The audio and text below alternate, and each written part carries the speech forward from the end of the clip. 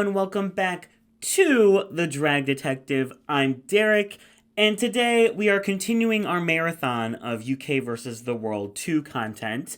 I just put out the Riggory video, so if you have not watched that, go watch that first, and then come back here and watch this video.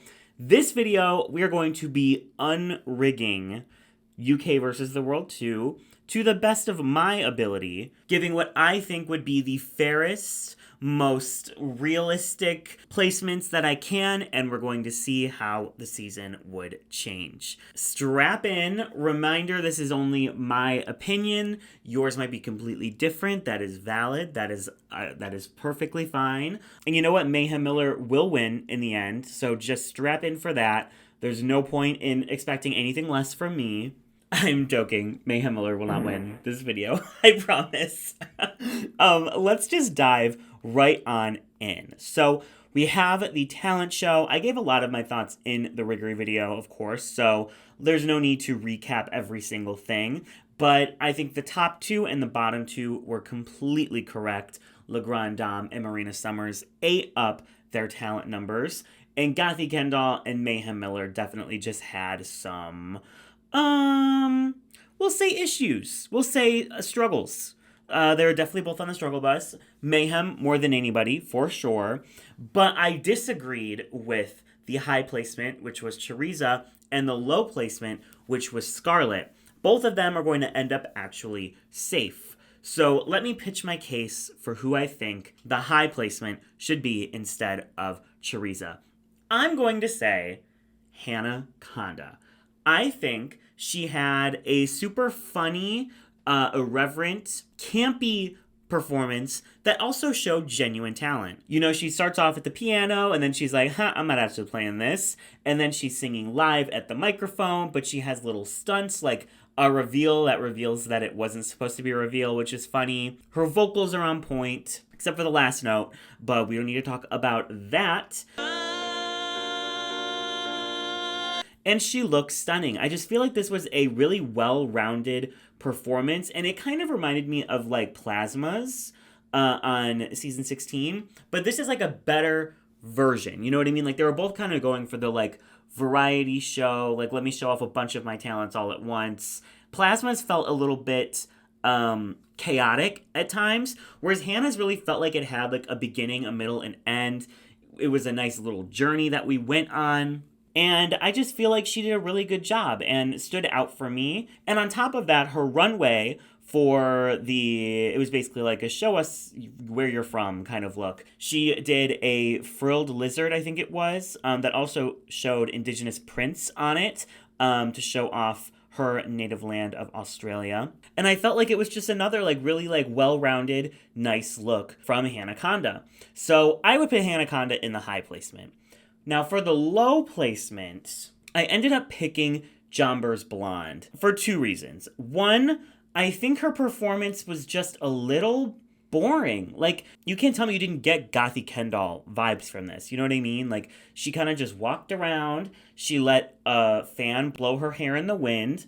She, was fine, but she was just lip syncing to a song. The song wasn't memorable. She's talking about, like, fashion, and I just don't think her look was even that good. Her performance, to me, was just extremely forgettable, unfortunately. And then on the runway, her look was fine. It's definitely not one of her worst. It definitely wasn't one of her best. So overall, I just feel like she had a very forgettable night. So I would put her in the low placement, unfortunately. But everything else stays the same. Marina Summers wins the lip sync, and she decides to send home Mayhem Miller, which pains me to say it, but I do think it was 1000% fair. Maybe I'll do like a Mayhem cut video where we go through like, oh, here's how Mayhem could have actually won this season. That's a video idea, how Mayhem Miller could have won Drag Race 3 times. I'm going to do that. I'm not going to do that, I promise. So moving on to episode 2, it is the Happy Endings Ball. And this is my scores for the looks. So the first 2 looks in a ball, the ones that they bring from home, I always score out of 5 because it's like the big one is the one that they make. And that one I score out of 10. And then based on the scores here, my numbers came out a little bit different. I mean, it was pretty close, but I actually decided to put Marina Summers in the top. along with Kata Minaj. And like I said in the Riggory video, like I don't think it was necessarily rigged that Marina was just high, not top two. But I do think of all of the design looks, Marina's was the best. And that is the look that matters the most. So personally, I would weigh that above everything. Like whoever has the best third look, as long as their other two looks weren't booger, which Marina's weren't, I would personally put them in the top two. And then looking at the other looks, like Le Grand Dame's third look, it's fine. There's nothing wrong with it, but like it's just not very memorable. And unlike Keita and Marina's that were like stunning, can't believe they made that there. Fully realized character, totally like went with their drag. Whereas Le Grand Dame's last look is just a little bit like it's like a pretty gold dress. And like that's it. So I did end up putting Marina in the top over Le Grand Dame here. And then for the bottom three placements, I didn't change a thing. Hannah Conda's looks were all just fine. Like, the Prince look was fun, but it was just kind of like, oh, okay, cute. The Evil Queen look was kind of just like textbook Evil Queen. Like, if I Googled Evil Queen costume, that's what would have kind of like came up. Although she did perform it really well. She camped it up, she hammed it up. So that was fun.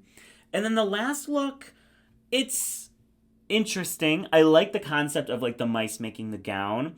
I just think these like neon colors are a lot. And whatever fabric she used, it just looks really cheap. It looks almost like how aluminum foil will like crinkle. Like that's kind of the effect it's giving. And it makes it look cheaper than it probably is. It's definitely well constructed. I just think the choice of fabrics, much like Theresa May, I would personally not do. And because of that, I just don't think it was super successful. But Arantxa and Theresa definitely had the most struggle with this episode. Arantxa's Evil Queen look, though, like, I hated the critique that Graham Norton was like, I just didn't know what it was. I'm like, it's very clearly Mean Girls. Like, so clearly Mean Girls. And he's like, yeah, it took me a while. I'm like, well, that's on you. Like, that's not a fair critique. That was one of my favorite looks of that entire category. It was so smart. It's that Y2K energy that Arantxa likes to give. But unfortunately, her third look was just very, for lack of a better word, expected. Like, it was just a black dress. And it's like, okay, cool. And I don't think it really fit the prompt of, like, what was it, drags to riches. Theresa May, I think if there was, like, there should have just been a bottom one, to be honest, because I don't even think Theresa May's package is that bad. I actually really like her first two looks a lot. But the third look, it's well, kind of like Hannah Conda. It looks well made, but the fabric choice is so bad that it put her into the bottom two. So with this new top two of Kata Minaj and Marina Summers, they're going to lip sync to Every Time We Touch by Cascada. And unfortunately, Kata just, I think she missed a couple words. And she looked a little bit, like, stressed. I think, like, this was, like, her first time lip-syncing in front of Rue, and I think you could kind of see the nerves on her face a little bit. You know, her body movement is great. She's a great dancer. But in the face, it just wasn't giving. Whereas Marina would, like, kill it. You know what I mean? So I feel like Marina is going to win this lip-sync. Her second Rue Peter badge in a row. And I think she would do the fair thing here and send home Arantxa, who just had an overall weaker package than Theresa did. Which again, sucks because I really love Arantxa, but that's just how the cookie crumbled. For the episode 3 Drag Race World Challenge, where they had to do the commercial for this, like, interactive Drag Race World experience, I didn't change anything except putting Theresa May in the top instead of Gothy Kendall. Gothy does a, like, jerking off joke, but other than that, she's just kind of there. She's not great, she's not terrible, she's just there. Whereas Theresa May, in their sketch, does the Untucked bit, and she's like, the whole welcome to hell. Just kidding, we're in Untucked. And she just has a lot of energy like Theresa May does. She had a really fun runway with the Marge Simpson reveal. Like I said in the rigged episode, I think that Gothy was put high here so that she could get some more critique to kind of help her along the way. But I do think that Theresa just had a better episode in general than Gothy did, so I would put her high. But other than that, we do have a Scarlet Envy and Tia Kofi top 2, and a Jombers Blonde and Kata Minaj bottom 2. I think these were pretty obvious and made sense to me. Scarlet Envy eats up the lip sync to Future Starts Now by Kim Petras. And she decides to send home Jomber's Blonde, breaking up the UK alliance. Up next, we have the Snatch Game episode where I don't think anything changes. I think there's definitely a argument to be made that Scarlet Envy as the Statue of Liberty could be in the top two, especially with how stunning Scarlet Envy's look was for this episode in the Gone Cruisin' runway. I do think Hannah's also was nice, but Scarlet's was just like next level. I also do think that Hannah gets helped a little bit by RuPaul when RuPaul is like, why don't you tap dance for us? And, kind of setting her up to get a huge laugh out of RuPaul and doing the like, faster, faster, faster. Like, of course Hannah's going to kill that. Of course RuPaul's going to cackle and it's going to be a moment. But Scarlet was good. There was one of her answers that just didn't get a laugh. It was like I can't remember what the question was, but it was like, oh, the train's ABC 123. Like, she was like trying to make a joke about like New York Transit, and it just like, it was funny, it was fine, but it wasn't like a laugh riot or anything. Whereas like everything that Tia said and everything that Hannah said definitely was a slam dunk. So I don't think it was rigged that our top two was Tia Kofi and Hannah Conda, and I don't think it was rigged that the bottom two was Gothy Kendall and Kata Minaj. As much as I do stand by the point that Kata and Le Grand Dame probably would have done better if RuPaul helped them even just the slightest bit like she helped Hannah Conda. We see Hannah Conda and Tia Kofi lip sync, and much like in the finale, Tia Kofi comes out on top, and she decides to make the bigger move and send home Kata Minaj, which doesn't really become a thing, even though Kata had a win at this point and Gothy had no win, and they both had already had one bottom placement each. So you would think, like, if you're playing fair, you would send home Gothy. But that is not what happened. She saves her UK sister. She sends home Kata Minaj. And we go into our top 7, which was 7, the Rusical. Not a Rusical. It was a girl group number. And this is where Scarlet Envy 1000% deserves to be top 2. She slayed the number. She had a great runway. And I think Tia was kind of nowhere near the top for me. She was actually more towards the bottom in this episode for me than the top.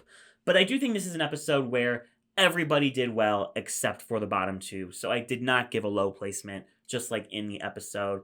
But I don't think everyone needed to be high. Like, I don't think Tia or Le Grand Dame were high for me personally. I think they were very safe. One of them potentially could be low. I suppose it probably would have been Tia. But I don't think either did bad enough for the low placement. So I think safe, like a yellow safe, is what makes sense to me. The bottom two, unfortunately, was Theresa May and Gothy Kendall. Theresa, I think with these last 2 episodes that she ends up in the bottom, and she just can't find the right tone for the challenge. This is where you can be camp and fun and serve, and she was just very kind of like subdued and giving more like elegance. The look was off. The performance was off, and unfortunately, I think she did deserve her bottom 2 here. And then Gothy was just a mess, like she really, like, I don't want to say she gave up, but she definitely was like, yeah, I don't got this. I do not got this. And she's walking to her mark at the very end. The second the music stops, she's like, that was the hardest thing I've ever done in my life. Like, just like on the mic for everyone to hear. It was a rough episode for Gothy Kendall, unfortunately. And I think regardless of who wins the lip sync, Marina or Scarlet, they're both going to send home Gothy Kendall. The lip sync song is Fucking Wizardry by Self Esteem. And Marina ate this lip sync up. And I think that Scarlet, has shown she's improved on her lip syncing ability, but I still don't think she could beat Marina Summers to this song. So Marina will have her 3rd repeater badge and sends home Gothy Kendall.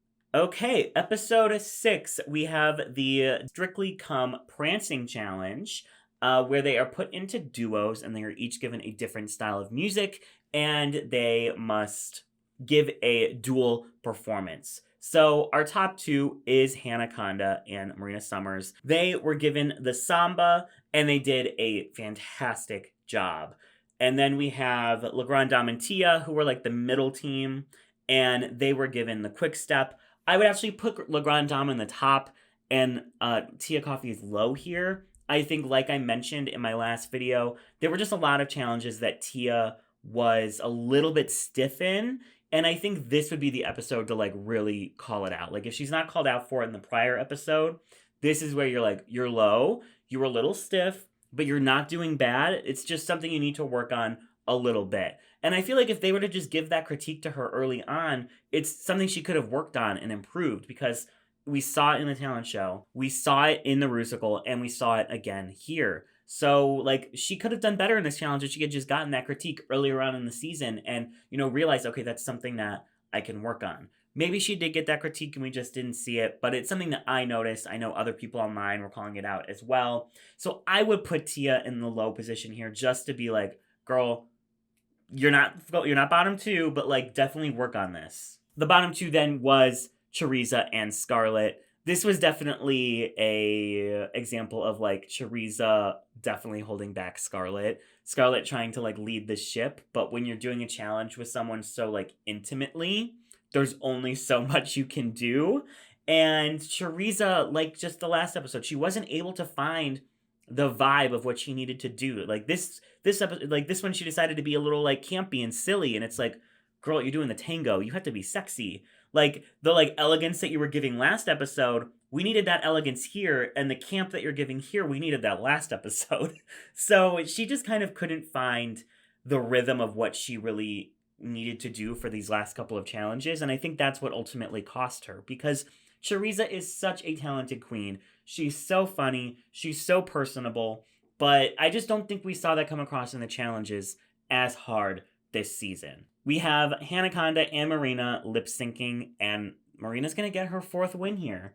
And I know that's crazy, but like to me that just feels correct. Like Marina was at the top of her game this entire season. And 4 wins in 6 episodes is crazy, but I think that's what she was firing on all cylinders every single episode. So just like in the episode, she would win this lip sync, and I think she's going to send home Choriza May. Even more so now because Marina wanted to play fair, and Scarlet had 2 wins in this scenario instead of just 1. So she was like way ahead of Choriza in the scoreboard. That leads us to our penultimate episode, the Wedding Toast Roast. And everything was fair in this episode as well. The top 2 being Hannah Conda and Tia Kofi, 1000%. And the bottom 3 being Le Grand Dame, Marina Summers, and Scarlet Envy. Now, this is where Hannah Conda finally gets to send home Scarlet Envy right before the finale. And I think that's exactly what would happen yet again. I know this is not the most exciting video. It's just kind of a couple little things that change, but this season wasn't super rigged. Like, it was pretty fair. So that's before we get to the lip sync SmackDown for the Crown, where we have our top 4 of Hannah Conda and Le Grand Dame and Marina Summers and Tia Kofi. This is their dusted or busted scores. So in the first matchup, Marina Summers and Hannah Conda to I'm Out of Love, I am going to give it to Marina. Like I said, I'm sorry. We saw what Marina was doing. We saw what was cut. And I think that Hannah Conda was doing something fun. She was recreating the moment from the video with Anastasia. But Anastasia? I don't know. And I just feel like I was enjoying what Marina was doing more when I saw Marina, when they didn't like cut her out, and then seeing what else we, should have seen. I feel like I just personally enjoyed that more than what Hannah was doing. I feel like Hannah's was a little bit more one note, and like once the gimmick was like over, it just didn't go anywhere else. So I'm going to give this win to Marina, and she's going to move on to the second round of the tournament. Now in round 2, we have Tia Kofi versus Le Grand Dame to Boogie Tonight. And I think this was a fair outcome. I think Tia Kofi, had so many fun little reveals and bits and comedy moments, and I think it worked. And Le Grand Dame was solid. This was actually my favorite lip sync of hers the entire season, but I just think Tia Kofi edged her out just a teeny tiny bit in that lip sync. So that means our top 2 is Marina Summers and Tia Kofi. And the lip sync song is Your Disco Needs You by Kylie Minogue. This is where I'm like, I don't know. This is where I'm like, because it's giving Megami and Morphine to Everybody Dance Now. Like, I feel like there would have 2 completely different approaches. Tia had so many like comedy bits again. She was like smashing bottles on her head. She was doing all this shit. And I think Marina would like do this really like, cuntily. I think she'd be like serving what she serves a lot. And I'm not sure which approach would work better with the song. It is kind of like a throwback kind of disco like vibe, but I still think like because it's disco, having the camp makes sense. But also, if you want to take it like serving the house down vibes, like I think that also works. I think what really solidified the win for Tia was at the end when she like smashes the bottle on Hannah Conda and they do that little thing at the end of the stage. And I feel like that was staged because they kind of like they did like a bit together. And they like both knew what to do. Like they served some moves and then Hannah Conda gets, the thing on her head. And I don't know if Marina would do that. I don't know if Marina would be like, yeah, no, you can smash a bottle on my head. I feel like if you get the bottle smashed, that is saying that you are losing the lip sync. Like the other person literally killed you. They assassinated you. They lip sync assassinated you. So like if Tia came up to me and was like, I have this really cool bit. We're gonna go to the end of the stage. We're gonna do a quick 8 count, and then I'm gonna smash a bottle on your head. I would be like, well, I could smash a bottle on your head. Like, that'd be more funny if like I smashed because they wouldn't see that coming. Like that's what I would do, and I feel like Marina's a strategist, and I feel like she would potentially see like, I don't know if I want to be the one killed in this scenario, but I don't know. I think it's close, but I am gonna say I think Tia Kofi would win this lip sync. I feel like the comedic things that she did in this lip sync, they just worked. Her outfit worked. Her bits worked. Like everything worked. And I feel like because Marina did all of the stunts in the first lip sync, she can't rely on the stunts in this one. And we've seen in lip syncs, she doesn't need to do stunts in every single lip sync in order to win. But it's definitely the thing that she does that is like the most like, whoa, oh my gosh. So I just think this might be a thing of like, this will be Marina's 6th lip sync of the season. And we kind of seen everything she can do. Maybe she had something planned for this final lip sync. Who knows? Who knows? But based on, my knowledge of Marina Summers lip syncs and watching Tia Kofi's, I just feel like Tia nailed this lip sync and nailed that vibe that Rue and Michelle really like. That like campy, stupid UK humor lip sync vibe. And that's what Tia Kofi does best. So like, I low-key think that I think it would be very close. I think it would be close. And maybe then it would be a double crowning. I mean, they shot the double crowning with Hannah and Tia, as we saw with the closed captioning at the end of the episode, where it plays like you're both winners. So like maybe this would be the double crowning with Marina and with Tia. But I think I'm gonna give it the win to Tia by like it's literally like 51-49 in favor of Tia. But again, like this was Marina's season, and I don't think she necessarily needed a crown in order to come out of this, like, the Filipina winner. You know what I mean? So, like, that final lip sync, like, who knows? Who knows? Maybe she had this entire thing planned with, like, reveals and stunts and whatever. Who knows? Until she reveals that, I'm just gonna go with, I know that Tia Kofi annihilated and slayed that lip sync, and I think I would give it to her by the smallest tiny little margin. And that is UK versus the World 2, a season that I was a little bit worried about going in. And, 5 episodes in, I was like, I don't know. But the second that Rusical happened, it won me over. I enjoyed it. I would be down for another one. But at the same time, I think there needs to be some type of adjustment. I think we should have a panel of, instead of just, RuPaul and the UK judges, have like Mama Pow and Nikki Doll and Supreme, like these hosts from the other franchises. I feel like they need to be here to balance out the like American centrism that is RuPaul. I just feel like that would be so much better. I hope they do that for Global All Stars. I feel like I heard something about like how there might be some like guest judges from other countries. But let me know what you think. Let me know if you disagree. Let me know if you agree. It's fine if we disagree. Just don't be a little bitch about it.